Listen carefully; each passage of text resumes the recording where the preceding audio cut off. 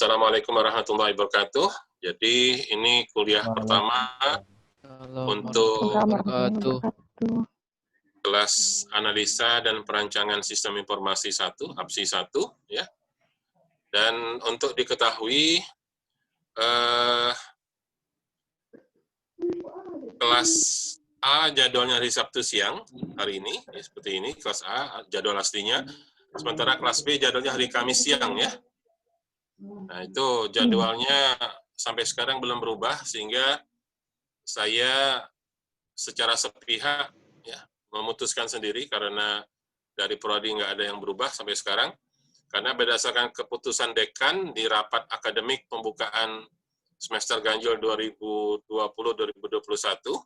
ya minggu lalu, hari Rabu minggu lalu, sudah diputuskan oleh dekan bahwa hari Sabtu tidak ada kuliah. Ya. Sabtu tidak ada kuliah. Oke, yoga, kuliah jangan sampai tidur. Kalau mau tidur, tidur. Kalau mau kuliah, kuliah.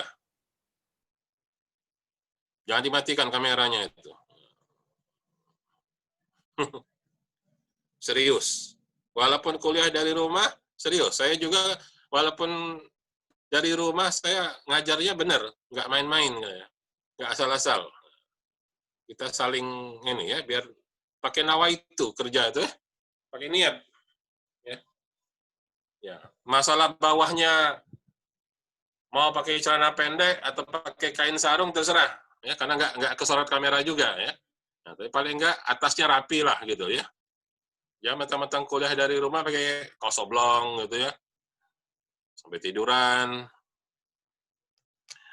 Oke, berikutnya adalah yang perlu saya sampaikan, tadi belum selesai, bahwa karena keputusan dekan Sabtu tidak ada kuliah, ya, saya minta dipindahkan ke hari lain, tapi karena sampai sekarang nggak ada komen dari admin, ya, saya secara sepihak, ya walaupun sepihak, tapi saya coba menyesuaikan, ya, supaya tidak tabrakan dengan kelas yang lain. Ya, maka saya tentukan kelas saya untuk APSI Kamis siang, ya, gabung saja dengan kelas A sama B jadi satu, ya, karena kita bukan kelas fisik yang harus dipisah A sama B segala macam, karena dipisah itu karena ruangannya nggak cukup. Ini Zoom ini bisa 100 orang, ya, kecuali kelas kita lebih, ya, sehingga nanti mengganti tidak pakai Zoom kalau lebih dari 100, ya. Salah satunya pakai Webex atau pakai Microsoft Teams, itu bisa sampai 100 lebih, ya, untuk kapasitas jumlah pesertanya, ya. Oke, jadi secara resminya saya sudah mengumumkan kuliahnya hari Kamis siang, ya, gabungan kelas 3A sama 3B jadi satu hari Kamis siang jam apa itu? 1 apa 1.30 hari Kamis itu harusnya.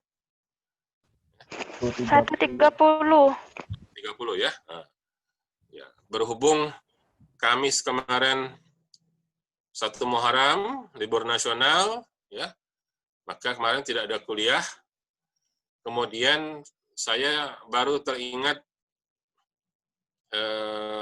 bahwa minggu depan juga hari Kamis kemungkinan besar tidak bisa kuliah, karena saya mungkin akan mengawas UTBK-nya USM, ya.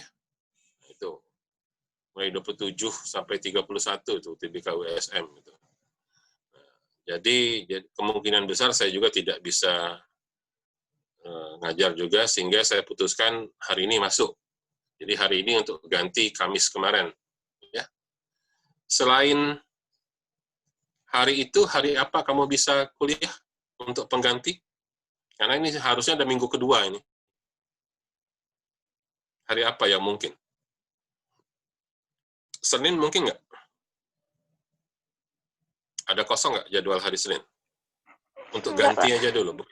Kalau untuk kelas A tuh sampai sore, Pak. Dari pagi sampai sore. Yang kosong hari, kelas A. yang kosong hari apa? Kamis pagi. Kamis pagi, Pak. Kamis Kalau pagi. Kamis pagi saya sudah ada kelas itu. Kelas apa? Itu yang pindah dari Sabtu pagi. Kelas pemasaran. Rabu pagi mungkin. Rabu pagi. Ya lihatlah nanti ya, kalau memang untuk ganti lagi kapan yang bisa gitu, untuk ngejar materi supaya tidak ketinggalan ya. Ya. Karena kita itu awal Desember sudah UAS. Ya. Ya. Lebih baik segera ditutupi penggantinya karena yang semester, saya ngajar juga semester 1 ya di kelas dasar manajemen, semester 1 itu akan terlambat masuk kuliahnya, sudah jelas itu. Ya. Mereka akan baru kuliah di pertengahan September dan itu harus dikejar juga ketinggalannya. Ya. Nah, jadi jangan bertumpuk nanti.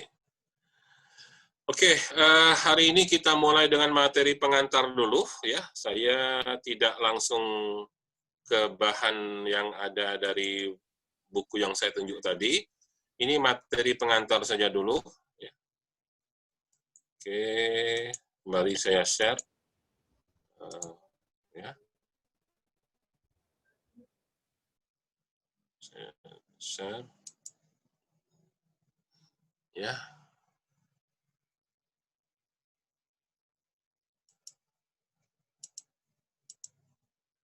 Oke, ya. Ini tentang APSI, ya. APSI itu singkatan dari analisa dan perancangan sistem informasi, ya. APSI. Di mana analisa dan perancangan itu bagian dari development atau pengembangan, ya. Jadi kita mengenal istilah pengembangan sistem informasi, ya. Dalam bahasa Inggrisnya disebut information system development, ya. Dan bicara tentang development itu tidak semata-mata hanya coding. Jadi di sini karena Prodi MI itu adalah bagian dari jurusan sistem informasi, maka nama mata kuliahnya adalah APSI, analisa dan pengembangan sistem informasi. Ya. Sementara kalau di jurusan informatika, mata kuliahnya bukan APSI tapi APPL, ya. Analisa dan perancangan perangkat lunak. Tapi secara umum, ya, bahwa apapun sistem informasi atau apapun perangkat lunak, ya, software, ya, itu semua harus dikembangkan. Ya, jadi ada namanya pengembangan sistem informasi atau ada yang nyebut istilahnya pengembangan perangkat lunak. Ya. Nah, saya menggunakan istilah pengembangan atau dalam bahasa Inggrisnya ada development. Karena saya tidak ingin kalian hanya sekedar menjadi programmer. Ya. Jadi, yang namanya pengembangan perangkat lunak atau pengembangan sistem informasi, ya, itu adalah proses bagaimana kita menghasilkan sebuah sistem informasi atau menghasilkan sebuah software perangkat lunak. Di mana coding hanya merupakan bagian dari proses pengembangan sistem informasi. Ya. Oke. Jadi di pertemuan pertama ini kita akan membahas tentang mengapa kita butuh, mengapa kita memerlukan, ya, sebuah metodologi dalam pengembangan sistem informasi. Jadi kita membahas tentang needs, kebutuhan. Ya, kebutuhan terhadap metodologi dalam pengembangan suatu sistem informasi. Jadi dengan kata lain, kalau kita ingin menghasilkan sebuah sistem informasi, kalau kita ingin menghasilkan sebuah perangkat lunak, sebuah software, bukan tiba-tiba langsung ngoding. Tolong dipahami itu, ya. Terus terang saja saya prihatin, ya. Di Unsri ini pada umumnya, ya, mau S1 maupun S2, apalagi yang D3, semuanya tiba-tiba coding. Ya. Semuanya tiba-tiba coding. Ya. Dia pikir kalau bicara software atau perangkat lunak atau sebuah sistem informasi, yang paling penting adalah ngoding. Ya. Jadi, saya katakan ngoding penting, tapi bukan segala-galanya. Ya. Ada yang jauh lebih penting dari itu. Karena, sekali lagi saya ingin garis bawahi, ngoding itu gampang. Ayo, siapa yang bilang Alpro itu susah? Kalau bilang Alpro itu susah, lebih baik berhenti saja kuliah di Fasilkom.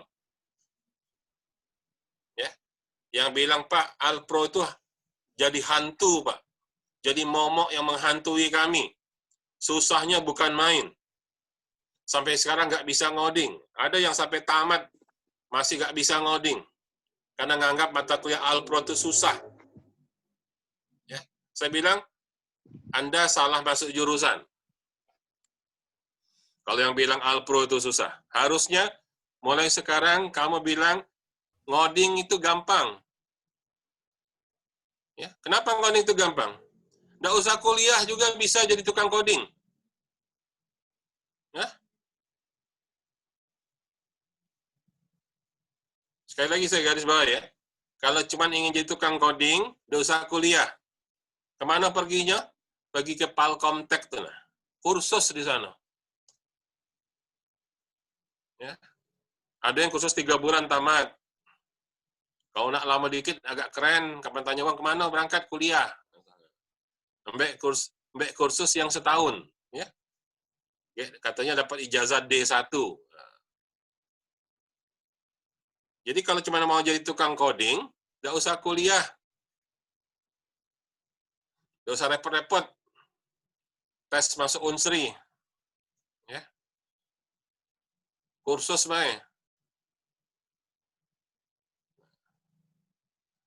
Jadi sekali lagi saya katakan, jadi tukang ngoding itu gampang. Yang susah itu menjadi developer. Ya. Yang susah itu jadi developer. Jadi pengembang perangkat lunak.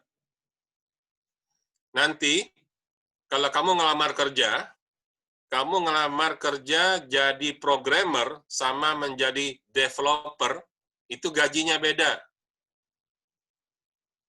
Jadi programmer cuma tukang ngoding.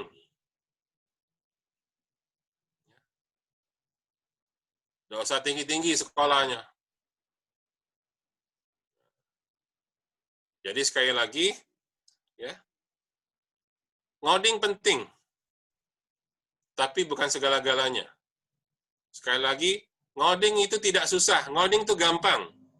Ya, harus tanam dalam hati kamu, kalau kamu menjadi alumni Fakultas Ilmu Komputer, apapun gelarnya diploma, ya, AMD, ahli media, mau gelarnya Eskom, mau gelarnya SSI, apapun, asal ngaku alumni Fakultas Ilmu Komputer, jangan pernah mengatakan ngoding itu susah. Ngoding itu gampang. Yang susah apa? Yang susah itu apa yang nak di-coding. Nah, itu. Ya. Ingat, bangun rumah gampang. Kenapa? kalau cuman bangun rumah dilihat sebagai nyusun batu bata. Itu tukang yang nggak tamat SD, asal kuat tenaganya, ngaduk semen, susun batu bata, pacak bangun rumah. Tapi nak jadi insinyur teknik sipil, nak jadi insinyur arsitektur, nah itu yang susah. Ya. Saya minta betul mulai sekarang jangan pernah ada bilang ngoding susah. Ngoding tuh gampang. Jangan bilang Alpro susah. Alpro tuh gampang.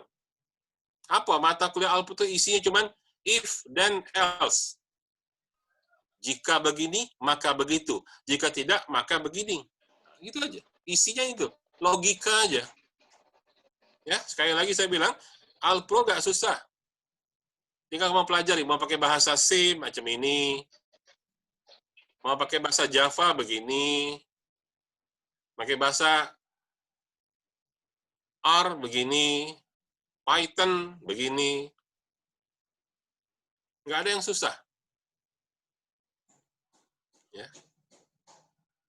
Oke, sekali lagi, ya.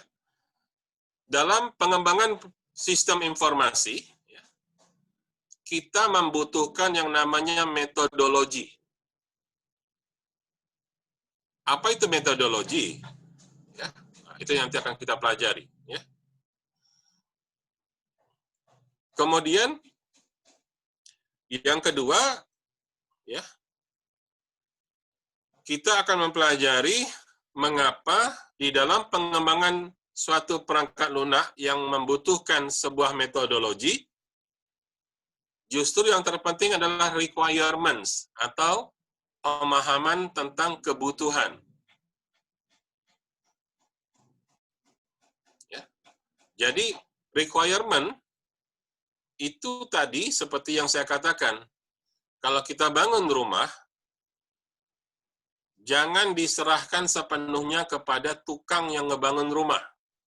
Nanti dia bangun rumah sesuai selera dia. Justru pertanyaannya dibalik. Saya pengen punya rumah begini. Kamu bisa nggak buatkan rumah seperti itu?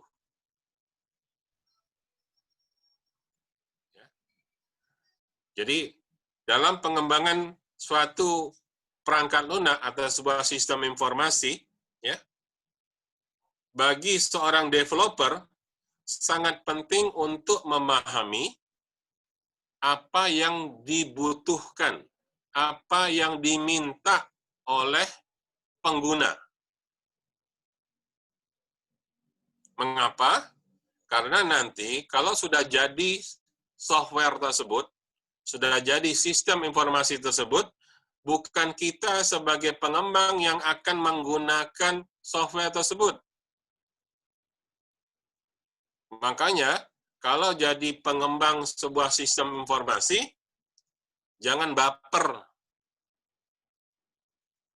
Ya, karena yang pakai nanti bukan kita, nggak usah pakai perasaan. Ya. Oke, jadi yang pertama yang kita pahami dari pertemuan pertama ini adalah kita wajib mengerti mengapa sebuah sistem informasi butuh yang namanya metodologi, mengapa sebuah sistem informasi ketika dikembangkan, justru yang terpenting adalah requirement. Ya. Berikutnya, di materi yang pertama ini, seperti saya katakan tadi, kita akan mempelajari apa yang dimaksud dengan metodologi, apa yang dimaksud dengan teknik, dan apa yang dimaksud dengan tools atau alat. Jangan kecampur aduk. Ya. Jangan tercampur-campur apa itu metodologi, apa itu teknik, dan apa itu tools. Ya. Saya sangat prihatin, sangat banyak mahasiswa, khususnya mahasiswa diploma, yang nggak paham ini ketika ujian kompre. Nah, itulah tadi, kalaupun dia bisa, akhirnya cuma bisa ngoding. Dan sekali lagi ya, saya mengatakan, Kalau cuman ingin belajar ngoding, nggak usah kuliah, kursus saja. Sudah itu, ngoding itu jangan bilang susah, ngoding itu gampang. Kalau kamu dalam hati masih mengatakan ngoding itu susah, berarti kamu salah masuk jurusan. Ya, mumpung masih sempat, kalau nak melok tes lagi, meloklah tes. Ya. Masih ada waktu kalau nak ikut lagi tes USM. Masih bisa daftar sampai tanggal 24, sampai Senin. Ya, ujiannya minggu depan tanggal 27. Siapa tahu pengen masuk di FKIP gitu ya. Pengen jadi guru PAUD misalnya. Enak kan ngajar anak-anak TK gitu loh. Nggak perlu ngoding. Oke, ya. Kalau ada yang mau ditanyakan, seandainya ada yang terlintas pengen bertanya, silakan diketik di chat langsung ya. Kalau sudah selesai ngisi absen ya tentunya ya. Silakan diketik di chat. Ya, artinya selama saya masih mengajar, ada pertanyaan, ketik di chat aja dulu ya. Nanti kalau sudah selesai bisa kita diskusi. Oke, jadi ada konsep penting yang harus kamu pahami ketika kita berbicara sebuah sistem informasi. Pertama, pahami apa yang dimaksud dengan sistem. Yang kedua, sadarilah bahwa IS atau Information System, atau bahasa Indonesia adalah sistem informasi, di situ terkandung 3 aspek atau 3 komponen.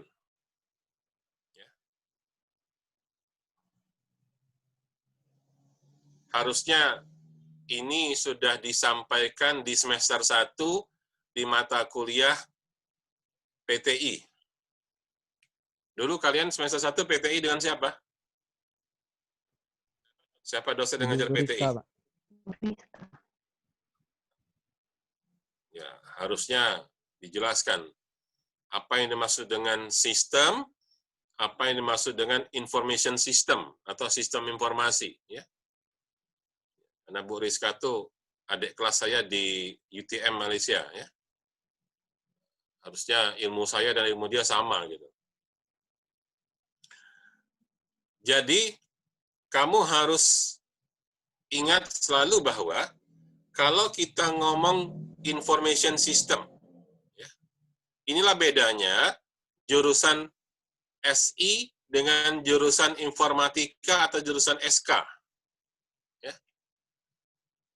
Kalau SK atau di diploma disebut TK, teknik komputer, dan orang teknik informatika, dia cuman berurusan dengan teknologi itu sendiri. Jadi mereka tuh urusan mereka hanya dengan alat. Ya. Mereka hanya mikirkan kalau orang teknik komputer, orang SK, dia cuma memikirkan bagaimana prosesor, bagaimana RAM, memori, ya, dan sebagainya. Sementara kalau orang informatika cuma ngomongin programmingnya seperti apa, bahasa programnya apa, ya.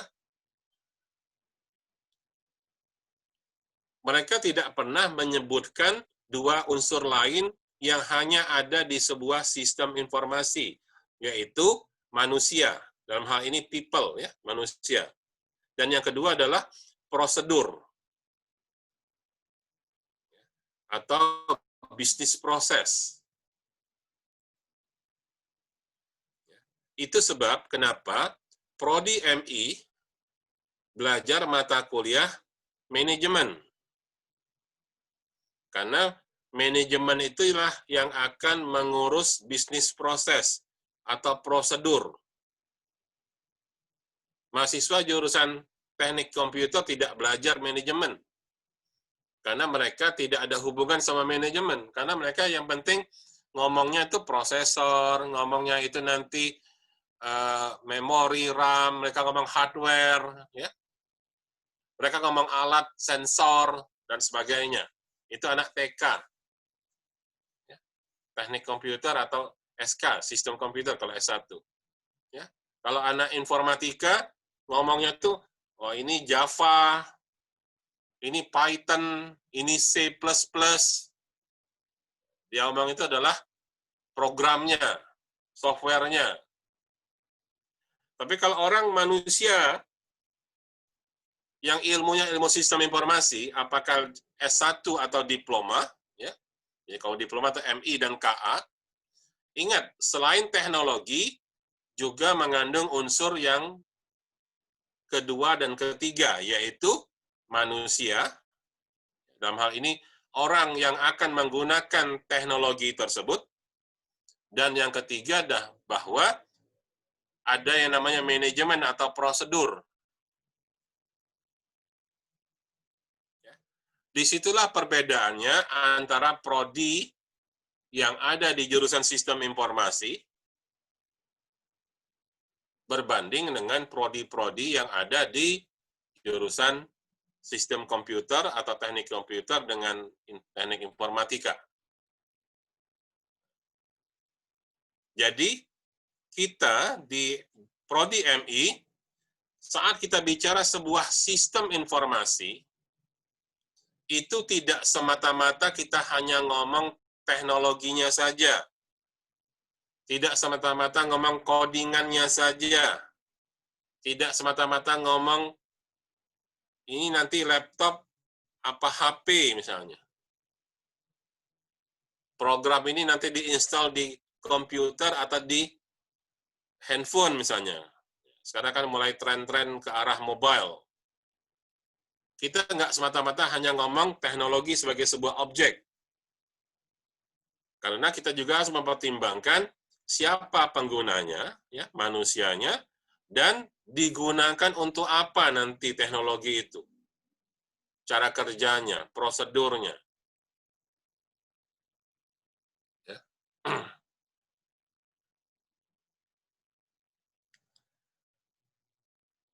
Ini yang disebut dengan ada istilah socio-technical system. Ya. Sosio itu sosial. Ya. Jadi, bicara tentang sebuah sistem informasi, itu bukan semata-mata hanya ngomong tentang alat. Tidak semata-mata hanya bicara tentang teknologi. Namun juga siapa penggunanya dan digunakan dengan cara yang bagaimana, ya, itu manajemen jadinya. Ya, sampai di situ tolong dipahami konsep ini ya. Harusnya ini sudah dijelaskan di PTI. Kalau saya ngajar PTI pasti saya sampaikan ya. Karena PTI itu semester 1, saat itulah harusnya pertama kali diperkenalkan ya supaya ngerti di mana perbedaan-perbedaan prodi yang ada di Fakultas Ilmu Komputer itu. Ya.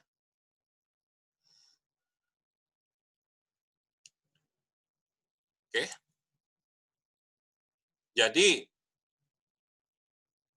kalau kita bicara sebuah sistem informasi, seperti tadi saya dikatakan ada 3 komponen, ada komponen manusia, people, ada komponen teknologi, dan yang ketiga ada komponen bisnis proses atau manajemen. Jadi dengan kata lain, jika kita coba susun sebuah definisi, apa yang dimaksud dengan information system atau sistem informasi adalah sistem yang menggabungkan, ya, assemble itu menyusun atau menggabungkan. Yang kedua, sistem yang menyimpan. Yang ketiga, yang memproses. Yang keempat, yang menyampaikan. Jadi di sini ada assembles, store, process, deliver. Jadi, information system atau sistem informasi adalah suatu sistem yang menyusun, menyimpan, memproses, dan menyampaikan informasi yang relevan kepada suatu organisasi atau perusahaan, ya, atau society. Society itu masyarakat. Ya, jadi organisasi, masih ingat definisi organisasi di mata kuliah dasar manajemen dulu? Organisasi adalah kumpulan orang-orang. Masih ingat nggak? Kamu kan saya yang ngajar dasar manajemen, kan? Iya, Pak. Organisasi adalah kumpulan orang-orang. Saya sampai bercanda, saya bilang, bukan kumpulan beruk. Masih ingat waktu saya ngomong gitu? Masih. Nah, Ingat, Pak. Ingat. nah, jadi, sistem informasi itu adalah sistem yang menyusun, menyimpan, memproses, dan menyampaikan informasi yang relevan kepada organisasi. Organisasi isinya siapa? Manusia. Masih. Itu sebab sebuah sistem informasi selalu mengikutsertakan peran manusia di sana. Ya, jadi saya ulang lagi, definisi sistem informasi adalah suatu sistem yang menyusun, menyimpan, menyusun itu maksudnya mengatur, ya, menata, ya, menyusun, menata, menyimpan, memproses, dan menyampaikan informasi yang relevan kepada sebuah organisasi atau masyarakat in such a way, dengan cara tertentu. Dengan cara tertentu. That yang the information is accessible. Yang informasi itu dapat diakses. Is accessible itu dapat diakses. And useful, dan berguna. Untuk siapa? Untuk mereka yang mau menggunakannya. To those who wish to use it, yang mau menggunakan. Untuk mereka-mereka yang mau menggunakannya. Siapa mereka itu? Ya bisa manajer, bisa staff, bisa klien, atau bisa masyarakat. Sehingga dari definisi tersebut, ya, kita pahami bahwa suatu sistem informasi adalah sistem yang di dalamnya ada aktiviti manusia atau ada aktivitas sosial, human activity, which yang may or may not, yang mungkin, ya, involve, terlibat, the use of computer system, yang melibatkan sistem berbasis komputer. Jadi sekali lagi adalah sistem informasi itu adalah sebuah sistem aktivitas manusia yang melibatkan komputer di dalamnya. Jadi kalau ada sistem yang hanya berhubungan antara komputer dan komputer saja, itu bukan information system. Itu yang dipelajari oleh orang-orang teknik komputer atau orang teknik informatika. Tapi kalau kita yang ada di jurusan atau di prodi-prodi yang di bawah jurusan sistem informasi, kita selalu melibatkan komputer itu untuk urusan kepentingan manusia.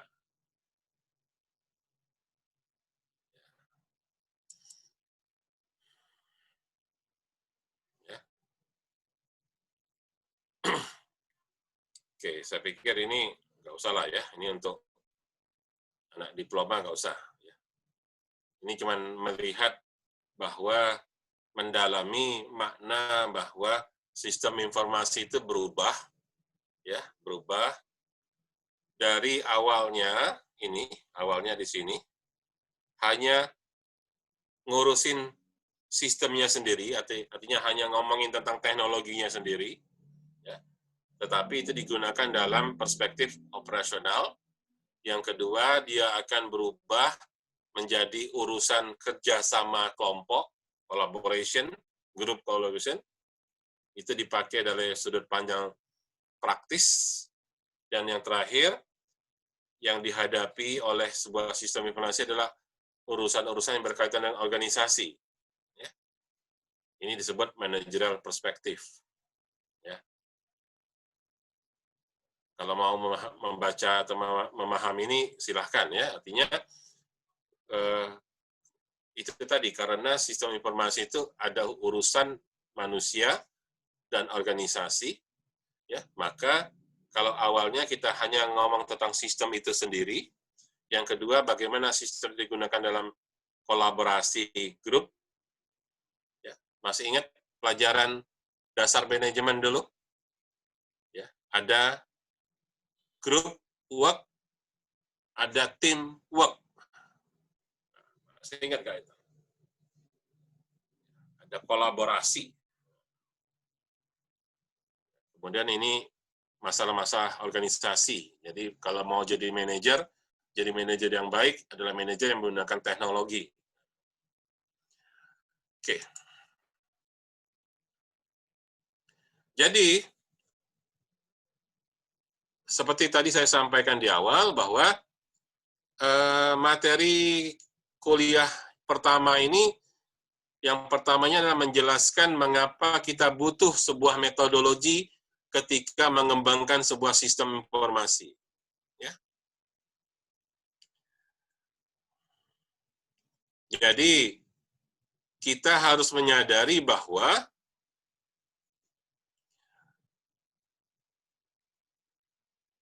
dalam pengembangan sebuah sistem informasi, ya, dalam pengembangan sistem, development of the system, ya, bahwa ada perhatian, ya, ada perhatian, concern, ada perhatian yang diberikan kepada bagian analisis dan desain, ya, analisa dan perancangan.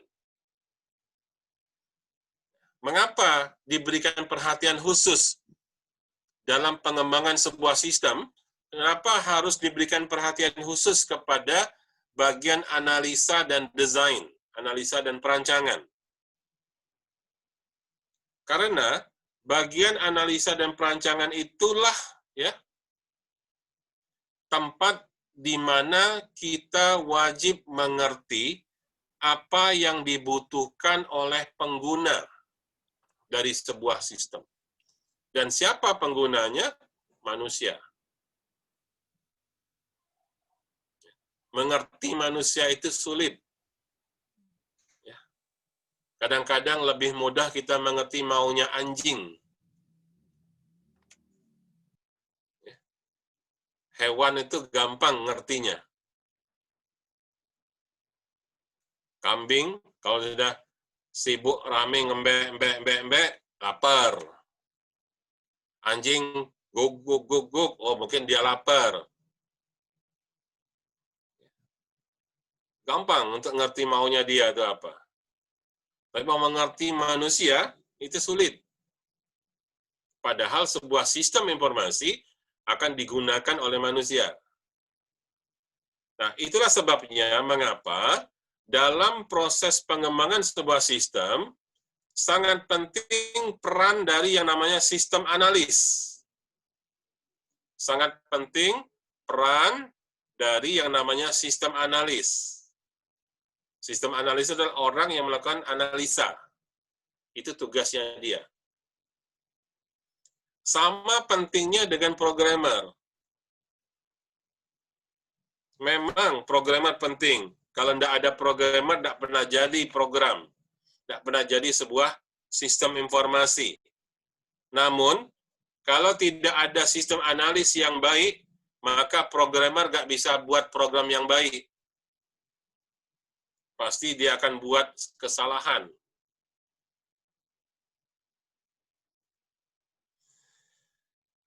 Alasan kedua adalah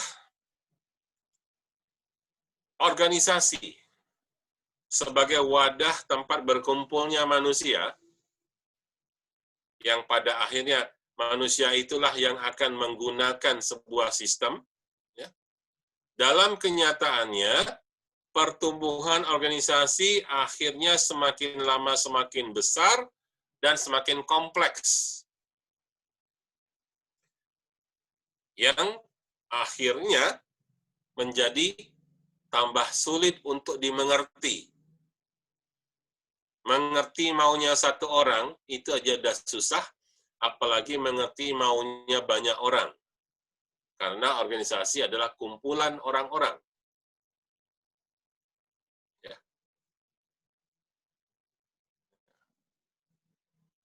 Sehingga kita perlu satu cara yang bisa memberikan, di sini disebut one-off solution to particular problem. One-off solution adalah satu solusi tunggal untuk menyelesaikan masalah.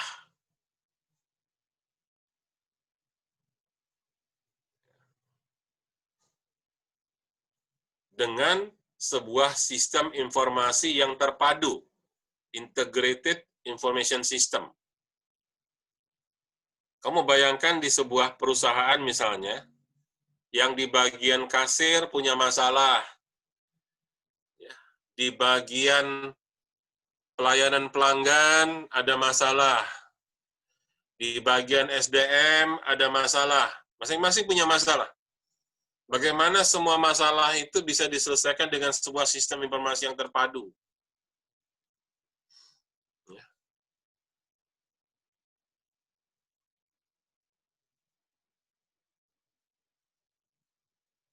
Nah, disinilah mengapa akhirnya disadari bahwa adanya kebutuhan ya untuk suatu metodologi dalam pengembangan sistem informasi. Ya. Jadi kita tidak bisa membuat sebuah sistem hanya berdasarkan maunya satu orang. Misal, kamu mau buat aplikasi, sebuah sistem, kamu cuma nanya dengan direktur utamanya saja. Kamu tanya, Pak, memang Bapak yang pakai aplikasi nanti? Oh enggak, yang pakai anak buah saya. Enggak bisa maunya si direktur utama. Oke, direktur utama boleh maunya apa. Tapi juga harus ditanya maunya yang menggunakan seperti apa. Makanya butuh sebuah metodologi yang mampu merangkum semua kebutuhan.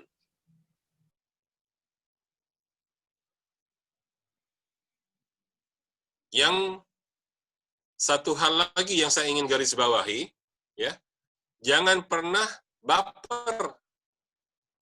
Jangan pernah bawa perasaan. Artinya apa? Kamu sebagai pengembang sebuah sistem informasi, jangan ngomong saya maunya begini. Bukan maunya kamu, karena bukan kamu yang pakai nanti. Sangat sering, ya, di dalam ujian kompre, tugas akhir, seringkali mahasiswa saat ditanya, jawabannya, menurut saya begini. Harusnya bukan itu. Karena kamu hanya tukang buat. Ya. Sama, kalau kamu punya restoran, kamu tuh nggak lebih cuma tukang masak. Jangan mentang-mentang kamu punya restoran, kamu masak suka-suka kamu.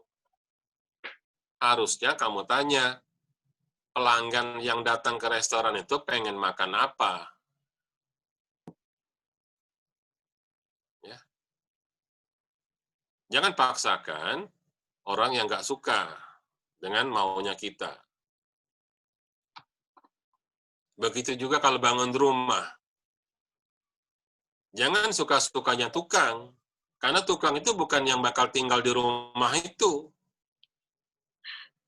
Tapi yang punya rumah, maunya pengen rumahnya bagaimana.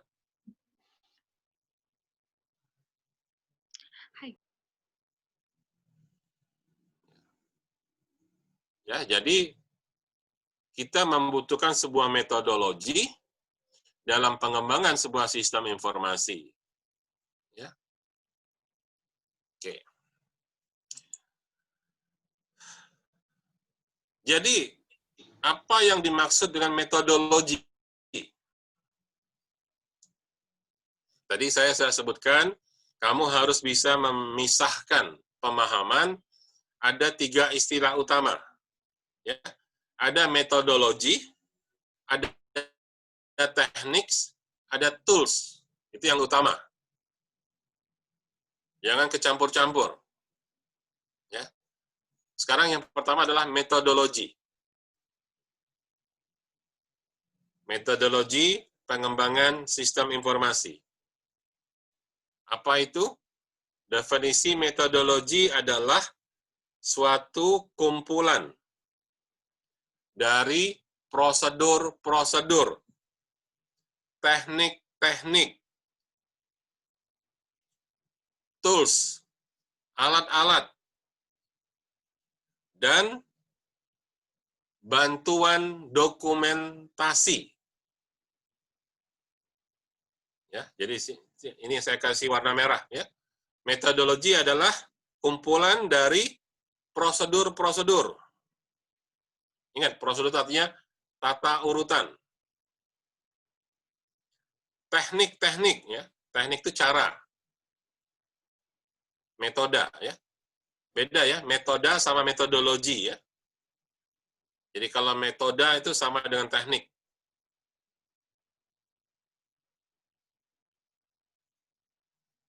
Tools itu alat. Dan bantuan dokumentasi. Jadi kalau sistem informasi itu kita cari padanannya adalah pindang patin. Jadi development sistem informasi, pengembangan sistem informasi, masa pindang patin misalnya. Nah, itu ada metodologinya. Kenapa? Masak pindang patin cara wong Palembang tidak sama dengan cara masak pindang patin cara wong Sekayu.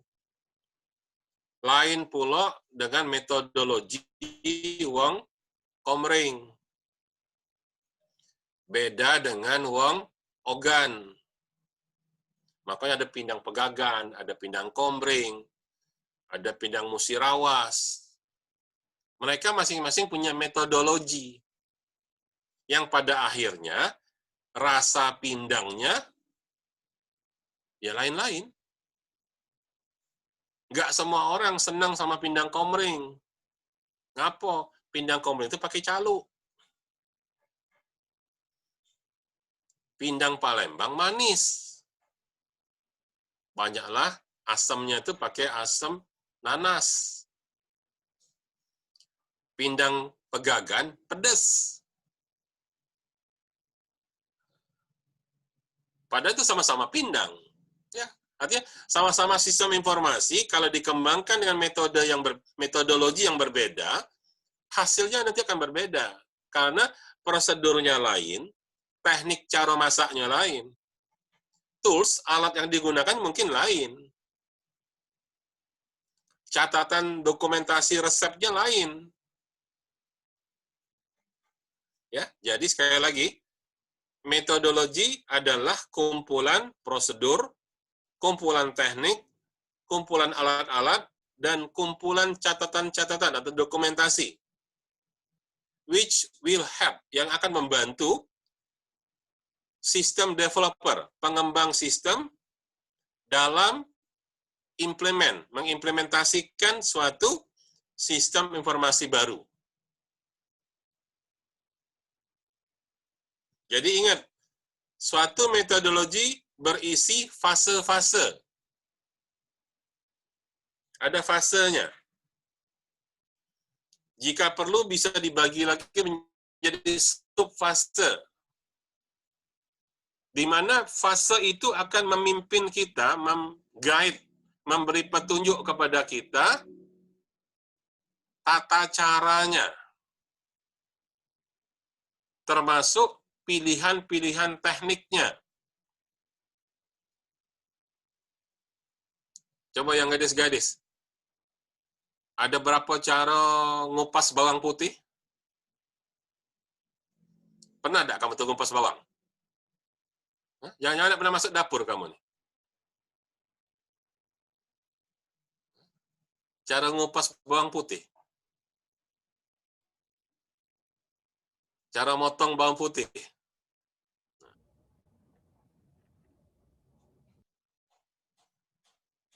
Padahal sama-sama tujuannya ingin ngupas bawang.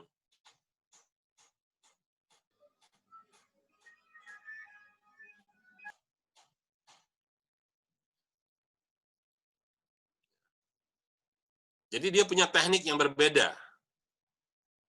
Ya. Ada orang bawang itu dipotong secara langsung di pangkal tempat akar bawang putih itu dipotong sekaligus langsung habis itu dipencet, maka keluar semua, lepas dari kulit bawang putih yang biasanya keras, yang sedang mengering biasanya.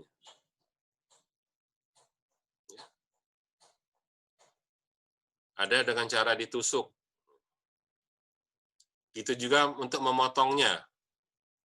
Mau ngoreng bawang itu, ada yang memang diiris tipis-tipis, ada yang cuman digeprek aja. Ya.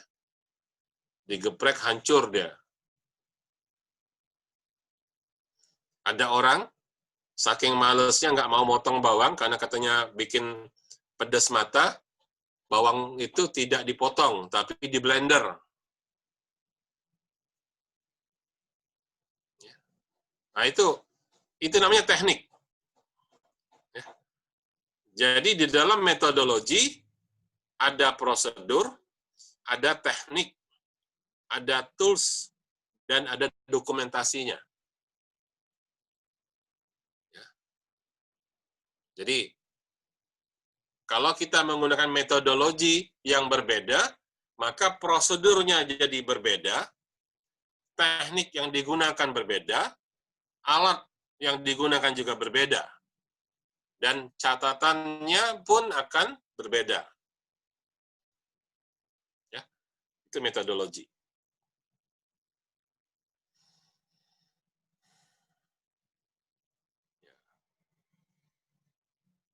Contoh lainnya adalah membedakan metodologi itu misalnya telur. Telur mau dimasak, caranya gimana? Telur itu ada yang direbus, maka cara telur direbus tidak akan sama dengan cara telur diceplok, digoreng. Ada orang ngerebus telur, utuh masih dengan kulit-kulitnya, jadi telur rebus bulat. Tapi pernah lihat, ada orang ngerebus telur yang dipecahkan kulitnya, cangkang kulitnya. Jadi kayak goreng telur, tapi tidak pakai minyak, pakainya air.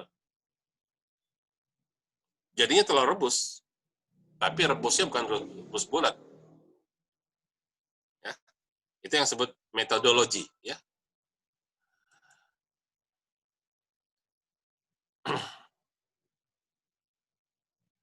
Oke, ya. Jadi ISDM itu singkatan dari Information System Development Methodologies, ya. Jadi metodologi pengembangan sistem informasi. Ya. Banyak caranya dalam metodologi itu banyak. Jadi nanti kalau kamu dalam mengembangkan sebuah sistem informasi, kamu harus jelas memilih metodologi yang mana. Pilih sebuah metodologi dan selanjutnya metodologi itu dipatuhi prosedurnya, dipatuhi penggunaan tekniknya, dipatuhi cara menggunakan alatnya, dan dipatuhi cara pencatatannya. Jadi, penting dipahami terlebih dahulu metodologi apa yang akan kamu gunakan dalam pengembangan sebuah sistem informasi.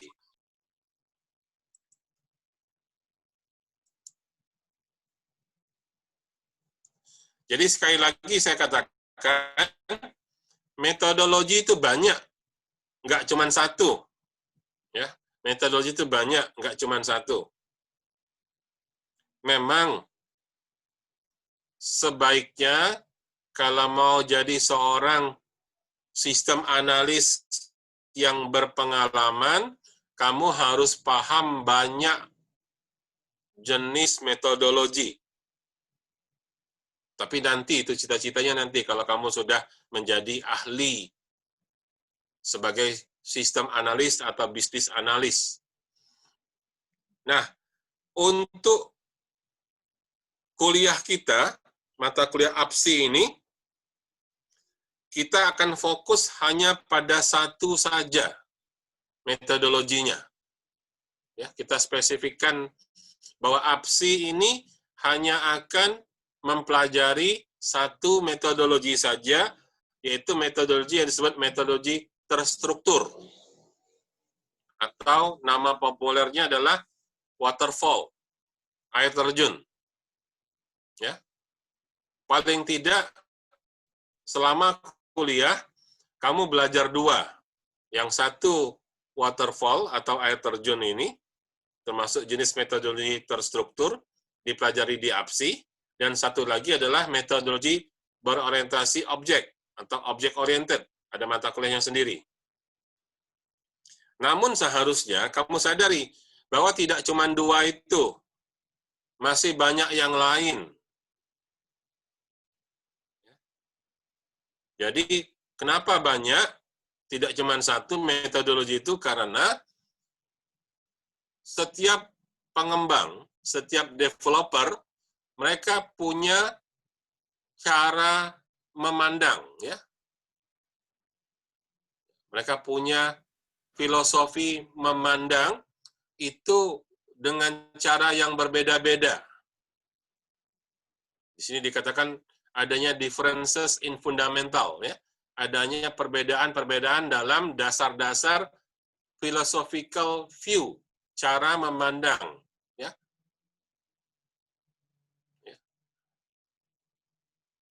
Cara memahami masalah dan sebagainya. Banyak. Jadi satu metodologi akan punya satu cara.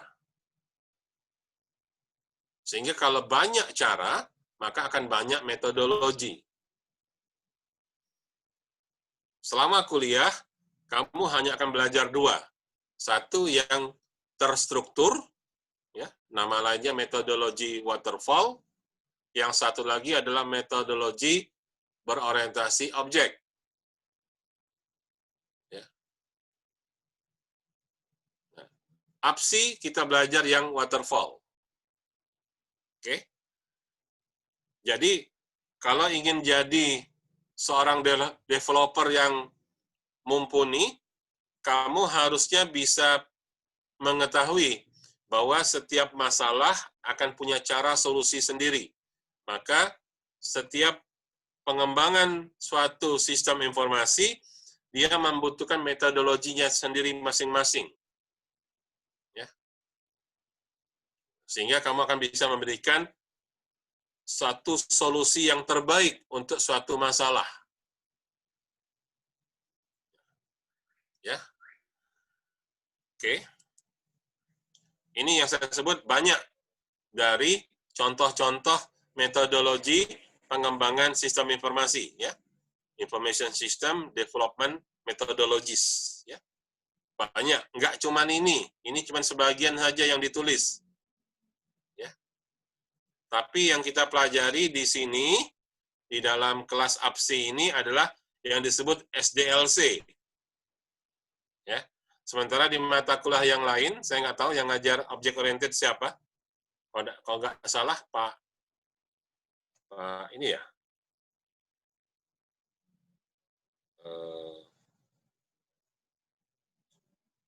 siapa Pak Dedi itu siapa yang ngajar object oriented ya?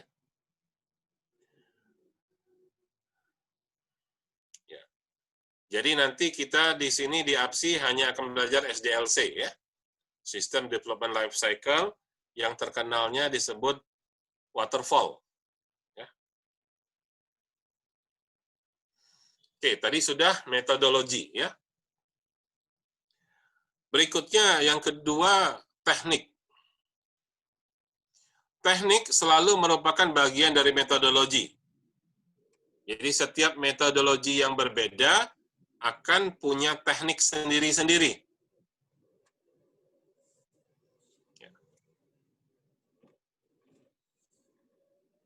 Apa itu teknik? Teknik adalah kumpulan langkah-langkah dan kumpulan aturan-aturan. Steps, rules. Ya. Teknik adalah kumpulan langkah-langkah dan kumpulan aturan-aturan yang divine, yang mendefinisikan atau yang menjelaskan how, bagaimana suatu wakil, a representation, perwakilan dari sebuah sistem informasi diturunkan dan ditangani. Diturunkan dan ditangani.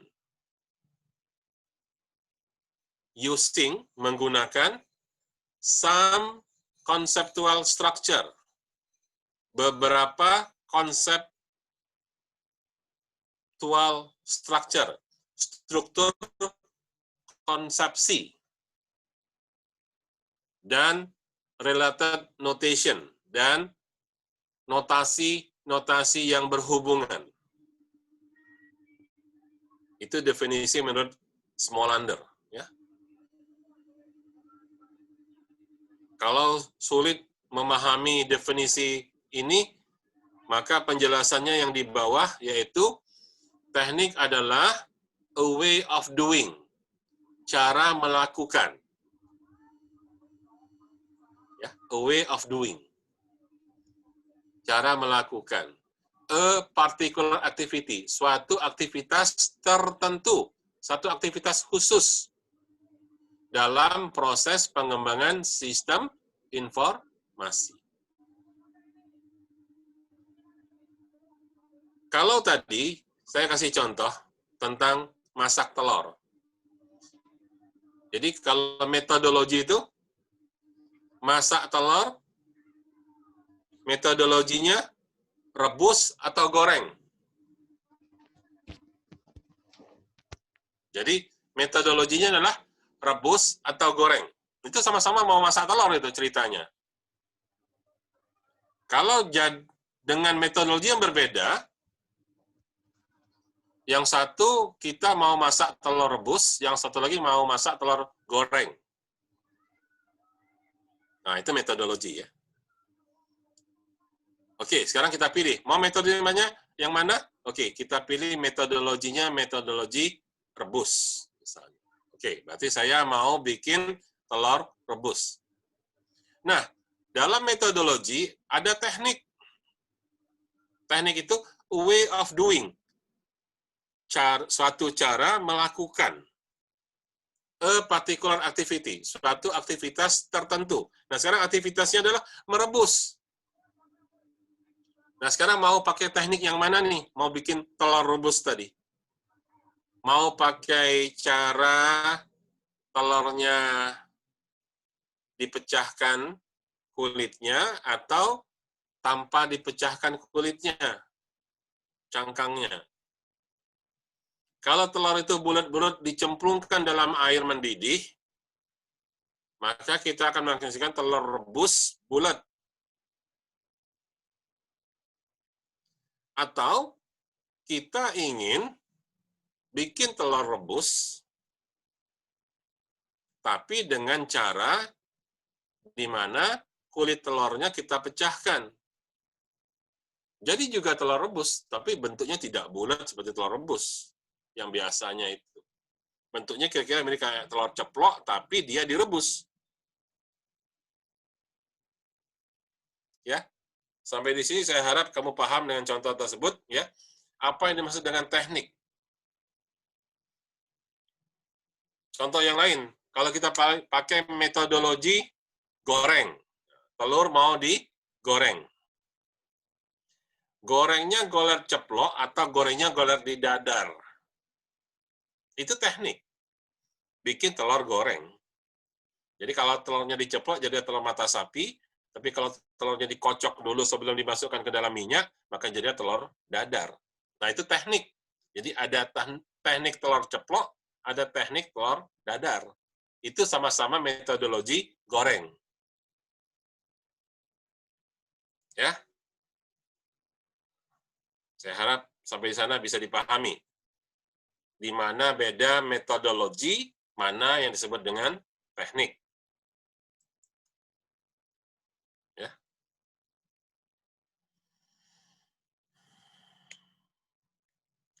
Jadi di sini dikatakan, dengan suatu teknik tertentu, seorang developer akan memiliki persepsi, akan memiliki definisi, dan memiliki cara berkomunikasi yang tertentu.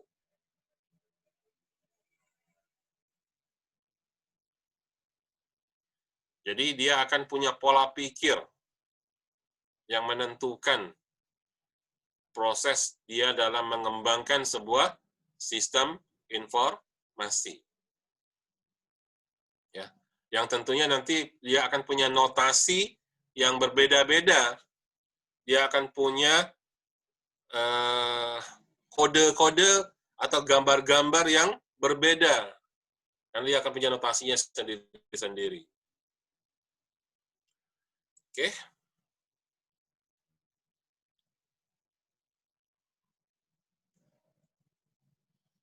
Ini bagaimana teknik itu digunakan, ya. Misalnya kita berada di fase strategi, ya. Tentunya akan berbeda saat kita berada di fase perancangan logik. Akan beda kalau kita berada di fase perancangan basis data atau perancangan program misalnya. Ya. Contoh tekniknya yang seperti apa?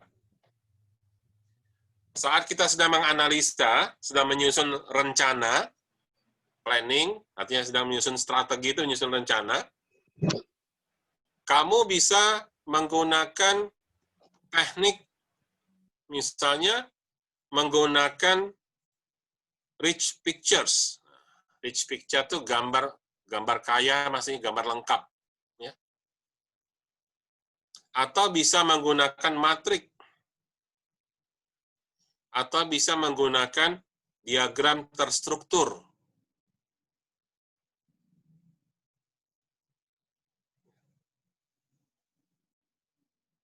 Kapan kita menggunakan data flow diagram?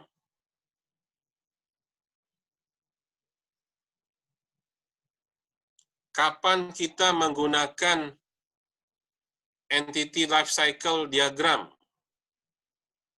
Dan sebagainya, ya. Tentunya beda-beda.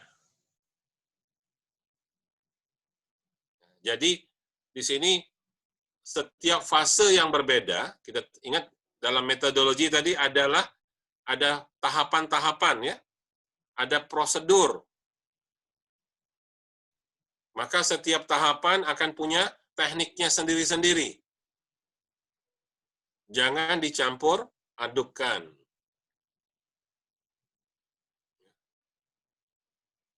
Saya minggu lalu sampai akhirnya menolak, tidak mau menguji. Kakak kelas kamu, angkatan 2017. Kenapa? Kalau saya nguji, pasti anak itu tidak lulus.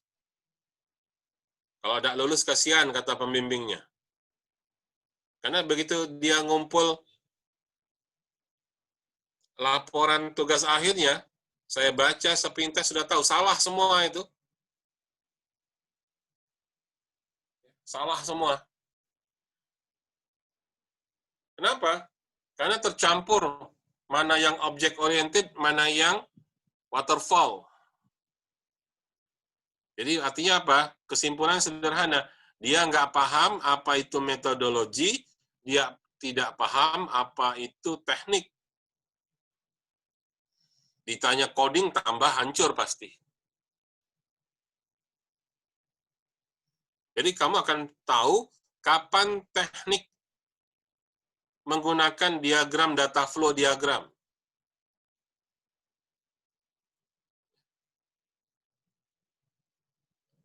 Kapan menggunakan konteks diagram.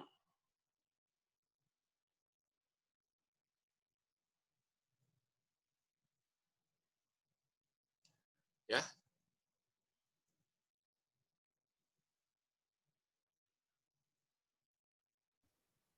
Teknik juga banyak, karena metodologi banyak, maka teknik juga banyak.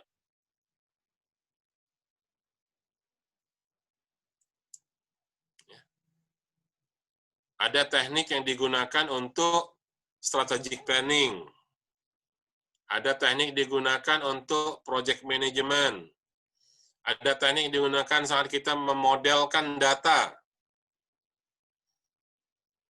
Kalau kamu belajar basis data, kamu tahu bahwa basis data itu ada yang relasional, ada yang non-relasional misalnya. Nah, kalau basis data relasional, bagaimana cara menggambarkannya? Bagaimana cara bikin modelnya? Dan sebagainya. Ya, itu teknik.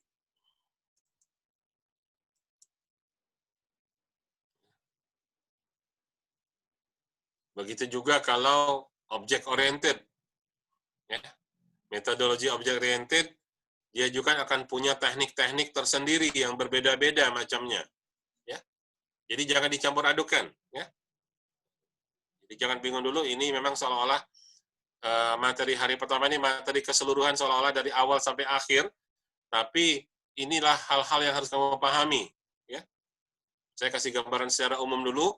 Bagaimana mengembangkan sebuah sistem informasi. Ya, jadi kamu harus paham metodologi, harus paham teknik. Metodologi banyak. Setiap metodologi akan punya tekniknya sendiri.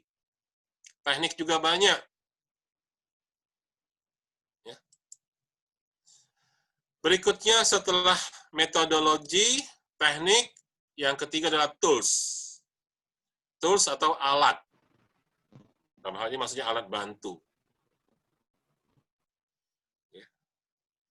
Tadi dengan contoh mau masak telur dengan metodologi rebus atau metodologi goreng. Kalau goreng, ada goreng yang diceplok, tekniknya, ada goreng yang didadar, tekniknya. Maka tentunya, untuk membuat telur ceplok, dia butuh tools yang berbeda dengan bikin telur dadar. Karena kalau mau bikin telur dadar, kamu butuh alat tambahan, yaitu alat untuk ngocok telur. Begitu juga kalau mau bikin telur rebus, ya, akan butuh tools yang berbeda kalau telur itu digoreng. Memang sih, panci bisa dipakai untuk goreng, tapi aneh aja rasanya, nggak sesuai. Kalau goreng itu pakai kuali.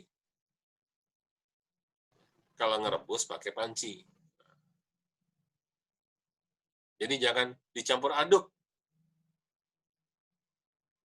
Kecuali memang kepepet. Kamu sedang camping, ya ngerebus pakai itu, goreng pakai itu juga.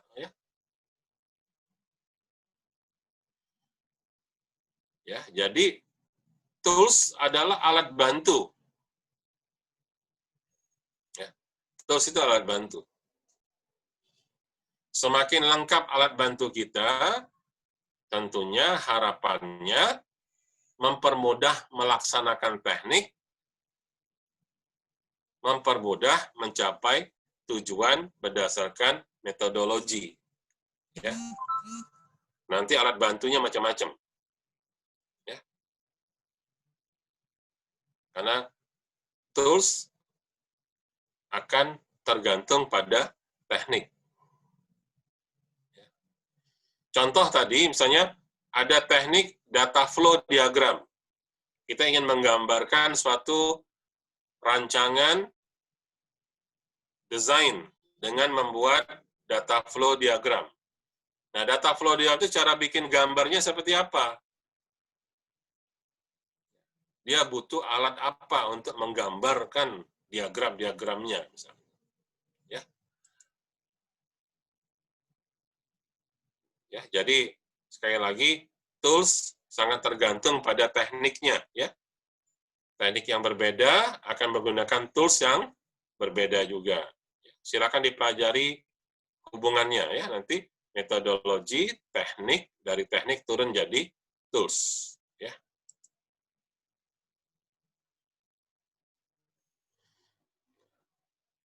Jadi di sini dikasih contoh, ya, bahwa kita akan punya fase-fase, ya, berbeda fase itu menunjukkan beda metodologi.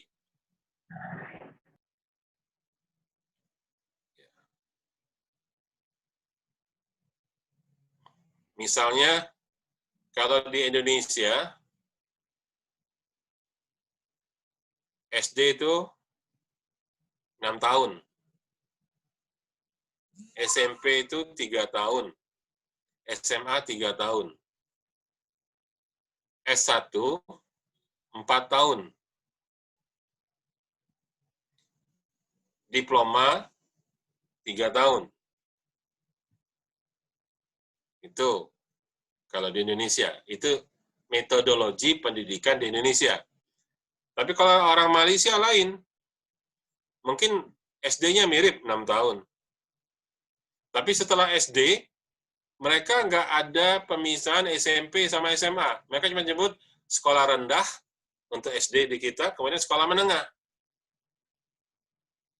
Jadi mereka tuh menggabungkan antara SMP sama SMA. Artinya mereka punya metode sendiri. Mereka punya teknik sendiri. Dan itu pun sekolah menengahnya nggak 6 tahun kalau digabungkan SMP sama SMA di kita. Mereka sekolah menengah hanya 5 tahun. Jadi hanya sampai tingkatan 5. Atau dengan kata lain, hanya sampai SMA kelas 2 kalau dibandingkan di Indonesia. Kemudian, kalau kuliah di Malaysia, itu yang namanya sarjana S1 cuman 3 tahun lebih 4 bulan. Di Malaysia itu kuliah sarjana S1 cukup 110 sampai 120 kredit atau 120 SKS. Di Indonesia 110 SKS itu cuman diploma. Beda cara kita dan cara dia. Ya. Jadi di sini ada fase yang berbeda, maka akan ada metode yang berbeda. Dia akan butuh tools yang juga berbeda. Jadi, mulailah memperhatikan kamu sedang menggunakan metodologi apa, dalam metodologi itu sedang di fase yang mana, maka kamu akan menggunakan metode atau teknik apa, dan untuk menjalankan metode tersebut atau teknik tersebut, kamu butuh alat atau tools apa. Jangan campur aduk. Ya. Jangan kecampur-campur.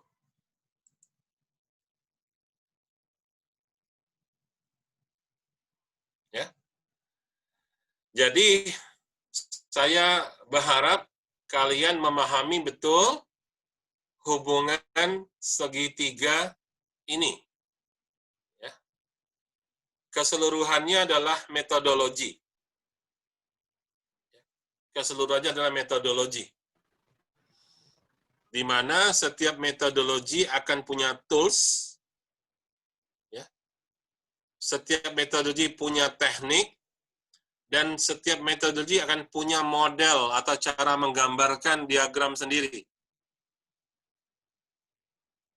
Jadi kalau kita di APSI memilih metodologi waterfall atau SDLC, ada yang nyebutnya SDLC ya, System Development Life Cycle. Ada yang nyebutnya waterfall. Ada yang nyebutnya metodologi terstruktur. Maka metodologi waterfall itu punya teknik yang bagaimana. Dalam menjalankan teknik tersebut dia butuh alat apa, dia akan menghasilkan model atau gambar diagram-diagram yang seperti apa. Ini semua akan berbeda jika misalnya nanti dalam tugas akhir kamu memilih dalam pengembangan software kamu menggunakan metodologi object oriented. Oke, saya pilih metodologi berorientasi objek atau object oriented. Tekniknya apa? Oh, saya pakai teknik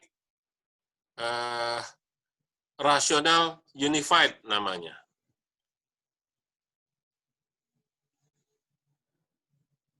Teknik rational unified itu punya alat bantunya apa? Oh, saya punya alat bantu yang namanya UML, Unified Modeling Language. Itu alat bantunya UML. Terus, kalau UML, dia bikin model diagramnya apa saja? Oh, dia punya diagram yang namanya use case diagram, activity diagram, sequence diagram, kelas diagram, dan sebagainya. Ya, sementara kalau menggunakan metodologi waterfall, ya, diagram-diagramnya adalah konteks diagram, data flow diagram, entity relational diagram. Jadi nggak campur-campur.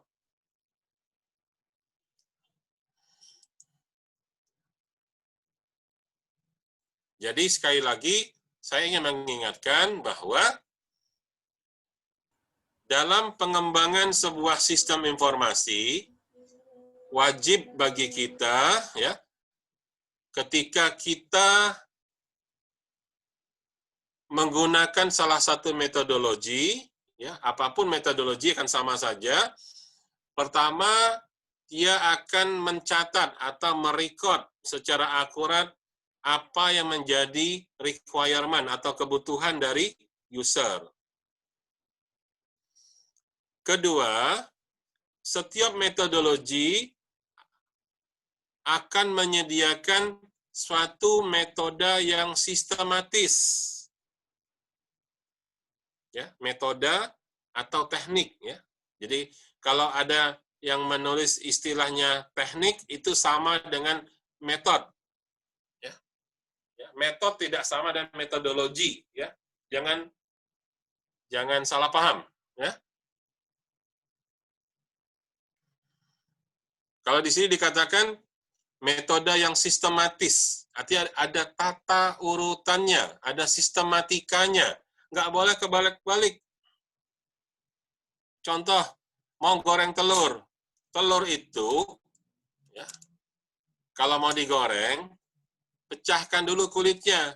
Jangan sudah digoreng, baru dipecahkan kulitnya. Kebalik-balik namanya. Tidak sistematis. Kalau mau direbus, bersihkan dulu telur itu dari kotoran ayam yang mungkin nempel di kulit telur. Jangan sudah direbus, baru dicuci. Makanya disebut istilah systematic method. Ya. Metode sistematis. Ada tata caranya, ada tata urutannya. Ya. Untuk apa itu semua? Supaya progresnya bisa dimonitor secara efektif. Ketiga, pilihan metodologi akan sangat menentukan batas waktunya dalam pengembangan sistem informasi tersebut yang mana akan berkaitan dengan biaya.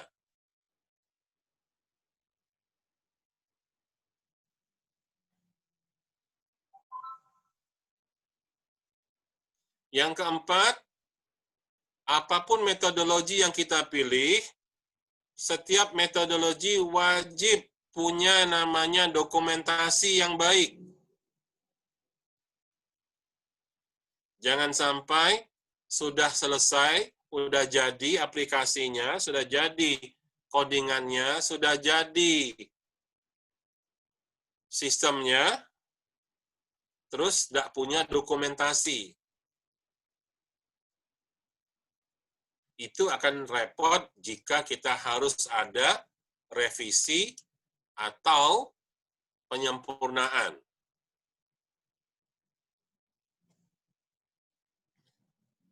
Yang kelima, setiap metodologi, ya, apapun, kita sadari bahwa mungkin akan ada yang berubah. Untuk itu, kita menyediakan indikator hal-hal yang mungkin untuk diubah. Seperti saya katakan, ternyata setelah selesai, ya, mungkin harus ada yang direvisi, harus ada yang diperbaiki. Jangan sampai gara-gara ada sebuah hal yang harus diperbaiki, kita harus mengulang semua dari awal.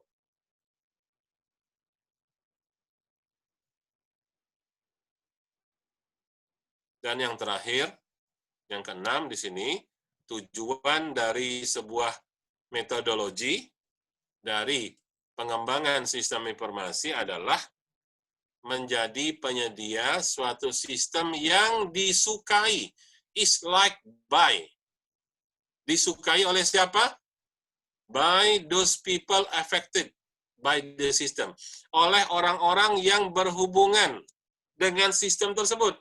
Jangan sampai sistemnya udah jadi, softwarenya jadi, tapi orang-orang pada nggak suka.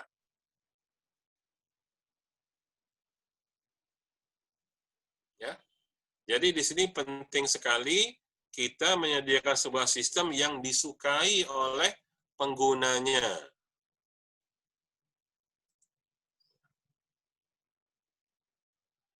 Ya, jadi itulah sebabnya nanti di dalam pengembangan sebuah sistem informasi banyak cara, banyak pendekatan yang digunakan, ya.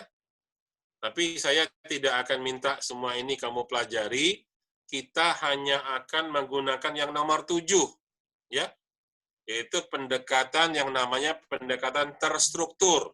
Jadi APSI ini akan belajar suatu metode pengembangan sistem informasi, tapi tidak lengkap juga pengembangannya, hanya analisa dan perancangan saja. Tapi menggunakan pendekatan yang disebut structured approach, ya, pendekatan terstruktur. Sebetulnya pendekatan terstruktur ini pun banyak. Ya, nanti kita hanya pilih satu saja, yaitu yang namanya waterfall, ya, air terjun. Ya.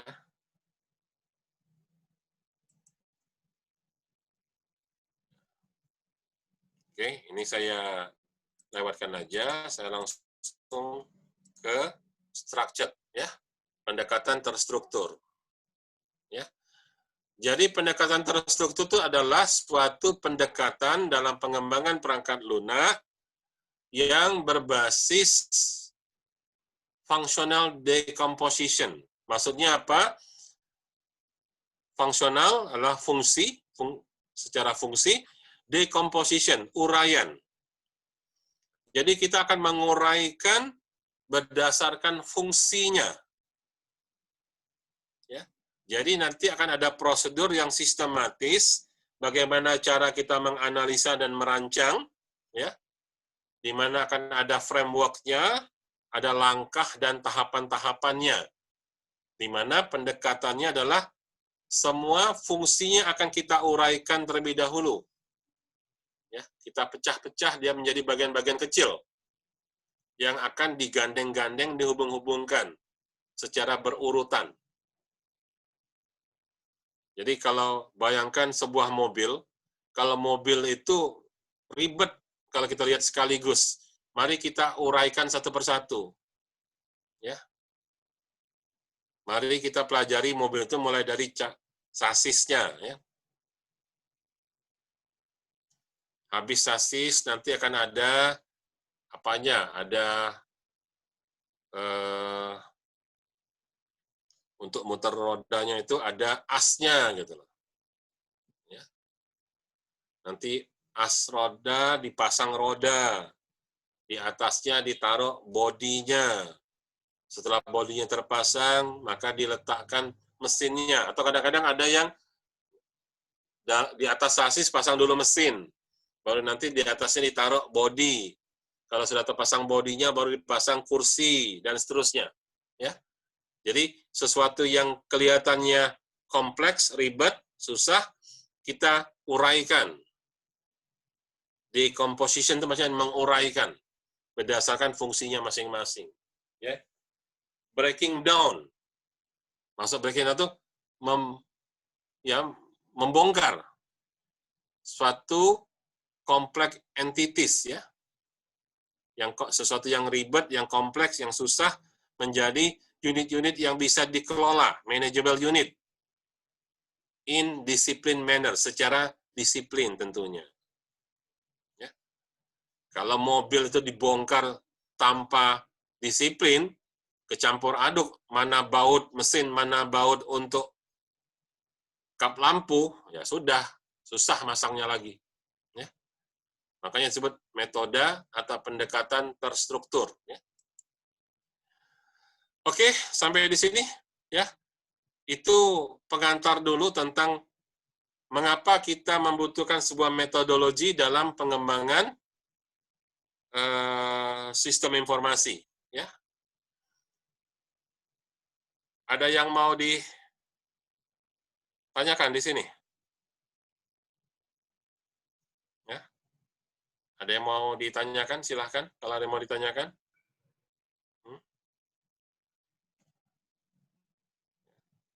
Jadi, nanti kita akan ada e-learning, ya. Atau saya posisi minggu lalu e-learning Unsri itu masih maintenance. Jadi saya belum bisa membuat ininya, karena e-learning yang baru itu baru dibuat oleh Unsri, ya, menggantikan e-learning yang lama. Nah, yang sekarang ini baru masih maintenance, sehingga saya sampai hari ini belum membuat kelas di e-learning Unsri yang baru. Sebelum itu, saya sarankan untuk kamu punya login e-learning Unsri yang baru, ya. Di mana e-learning Unsri yang baru itu wajib menggunakan email Unsri. Ya. Silakan mau pakai email Unsri ACID boleh, atau email ilkom.unsri.acid, ya. Tapi harus yang domain Unsri, ya. Tidak boleh menggunakan Gmail, Yahoo, dan sebagainya. Ya. Silahkan buat dulu login ke e-learning Unsri, ya. Kalau yang belum punya email Unsri, kirim email yang ditujukan kepada ict@unsri.ac.id kalau ingin buat emailnya email Unsri langsung. Tapi kalau mau bikin emailnya email punya Ilkom, kirim ke ICT-nya Ilkom. Ya, permohonan untuk punya email. Ya. Oke, ada pertanyaan? Ya. Jadi, kalau nggak ada pertanyaan, ya udah, ya. Materi hari ini itu dulu. Yang penting kalian sudah memulai kuliahnya, ya. Sambil nanti kalau memungkinkan, hari apa tadi kalian? Rabu, ya? yang bisa kosong ya? Iya Pak, Rabu pagi yang untuk MI3. Kalau B? Yang B nggak tahu Pak. Yang B. Kelas B gimana? Karena ini harusnya sudah minggu kedua ini. Hah? Kalau nggak ada komen, nanti ikut aja. Kalau Rabu nggak ada jadwalnya nih, Pak. Hah? Mungkin tumburan ya. Kalau hari Rabu. Kuliah apa?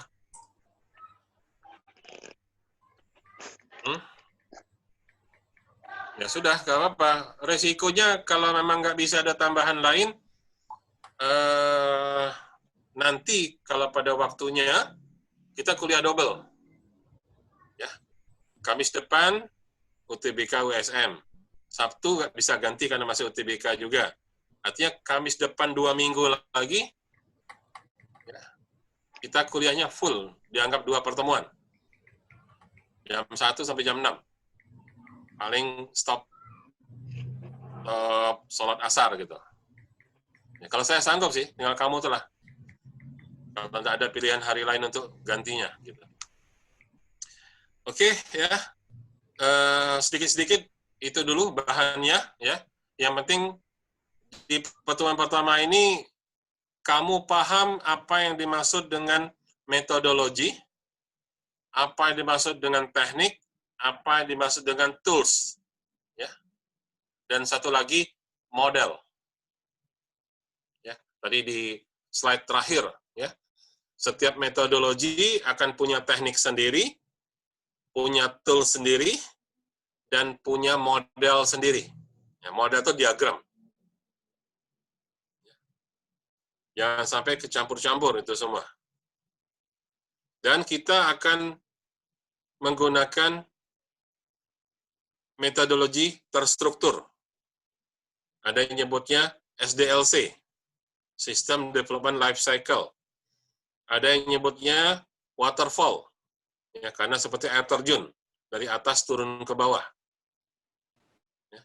Kalau dari bawah naik ke atas namanya bukan air terjun, air mancur namanya. Ya. Jadi metodenya itu terstruktur dari atas turun ke bawah. Ini penting. Kalau tidak paham APSI ini, kalaupun tamat, ketik godonya ijazah.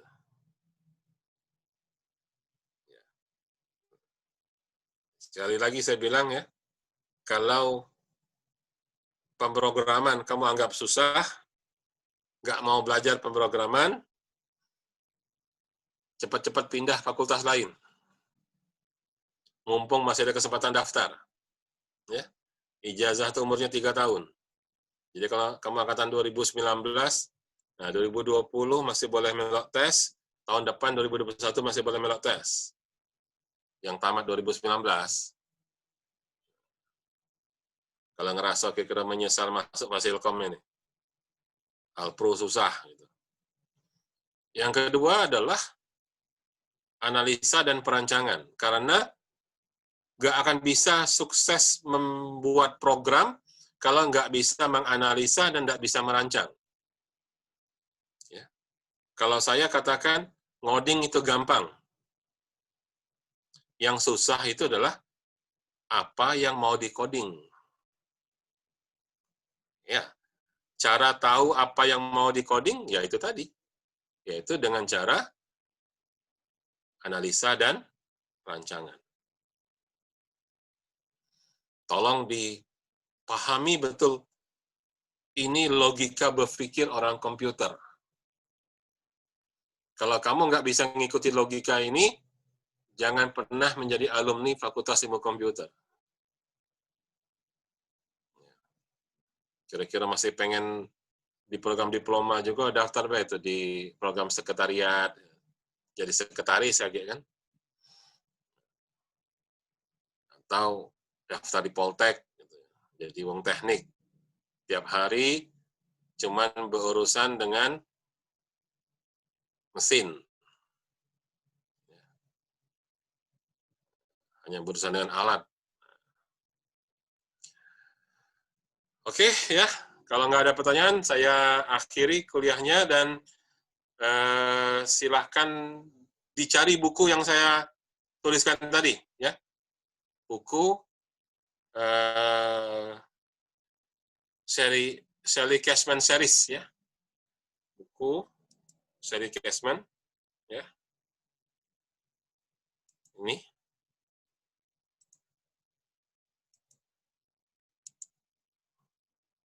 Oke, ya. Ini bukunya, ya. Download, ya, di Google ada, ya. System Analysis and Design, ya. Pengarangnya Gary B. Shelley sama Harry J. Rosenbaum, ya.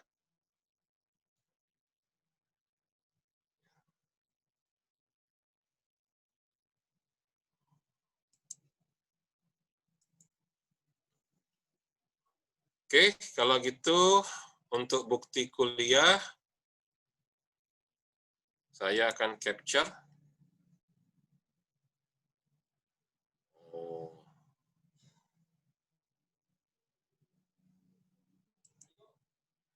Sekarang tolong yang kelas A dulu, ya. Kelas A semuanya hidupkan kamera. Kelas B off dulu. Untuk bukti absen. Ya. Kelas A hidupkan kamera, sudah semua? Ya, saya capture dulu.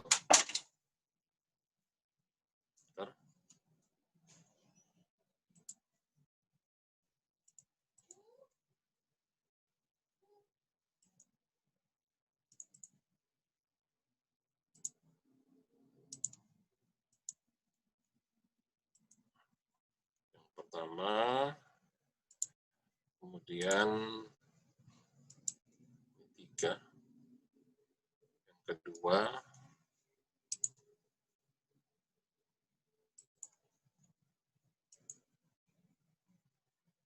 kemudian yang ketiga, halaman 3.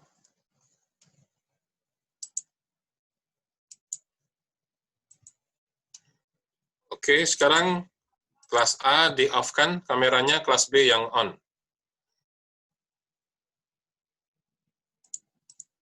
Naik. Sudah? Itu siapa itu yang cuma kelihatan jidatnya doang? Davina.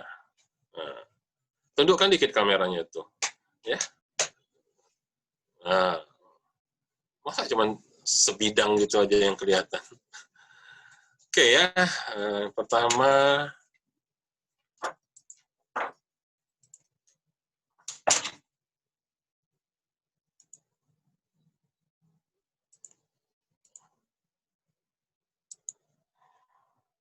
yang kedua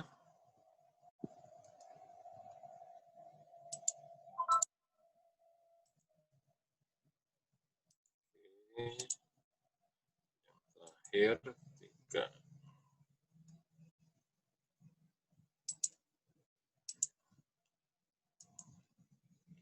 Ya, sekali lagi saya ingatkan, kita kuliah memang from home, ya.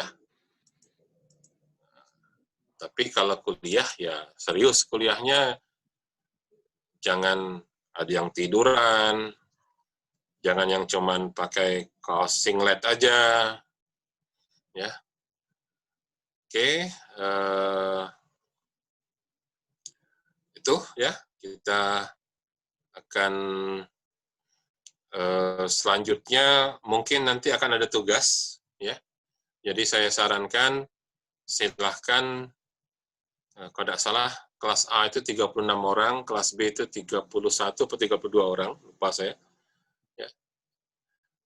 Nggak tahu kalau akan masih bertambah karena batas akhir UKT tanggal 29, kemungkinan masih ada yang isi KRS, ya.